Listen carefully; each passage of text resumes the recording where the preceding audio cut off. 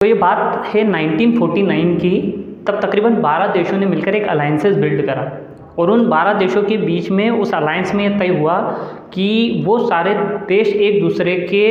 Country की securities का ध्यान रखेंगे, एक दूसरे की कंट्रीज़ को हेल्प करेंगे, या कोई प्राकृतिक आपदा आती है या कोई ऐसी कंट्री है जो मुसीबत में है तो वो सारी कंट्रियाँ उसकी हेल्प करेगी, उसकी मदद करेगी और आपस में एक दूसरे की सुरक्षा का ध्यान रखेंगे। और इस उद्देश्य से शुरुआत करी गई जिसे आप नाटो कह लें, जिसका मतलब है नेशनल अटलांटिक ट्रीटी ऑर्गेनाइजेशन, जिसकी शुरुआत 1949 में की गई। शुरू में इसमें 12 देश शामिल थे, लेकिन आज इसमें शामिल देशों की जो क्वांटिटी है वो लगभग 30 देश है जो इसमें शामिल है, जिसमें 28 यूरोपीय देश है और 2 अमेरिकी देश है जो इसके अंदर इन्वॉल्व है। अगर हम इसमें शामिल देशों की बात करें तो अमेरिका हो गया, फ्रांस हो गया, इटली हो गया, बेल्जियम हो गया, स्लोवाकिया हो गया, ऐसे कई सारे देश है जो आज इसके अंदर शामिल है। लेकिन इंडिया अभी तक नाटो का हिस्सा नहीं है, लेकिन अमेरिका ने यह प्रस्ताव रखा है कि अगर भारत को कभी उनकी ज़रूरत पड़ती है तो वो हमेशा उसके साथ खड़े रहेंगे और हो सकता है कि भविष्य में भारत भी इसका हिस्सा बन सकता है। सबसे पहले नाटो का सिर्फ एक पॉलिटिकल एंगल था कि कुछ राजनीतिक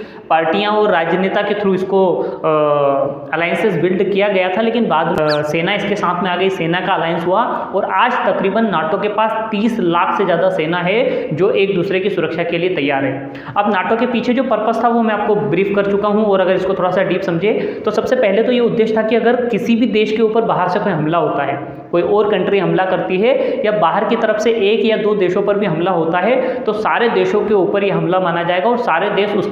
उसकी सेफ्टी और सिक्योरिटी के लिए खड़े होंगे। दूसरा ये था कि अगर किसी भी देश के अंदर कोई आपदा आती है, कोई प्राकृतिक नेचुरल डिजास्टर आया या किसी भी तरह का कोई डिजास्टर होता है तो बाकी की कंट्रीज उसकी हेल्प करेगी, उसे उस डिजास्टर से बाहर लाने की कोशिश करेगी और जितने संसाधन उसे मुहैया करा सकती है वो उपलब्ध करवाएगी। तीसरा ये था वो था डेवलपमेंट, कि एक दूसरे की कंट्री की विकास के लिए हम लोग क्या कर सकते हैं। तो ये भी एक न एक नाटो का उद्देश्य था। तो अभी जब से यूक्रेन और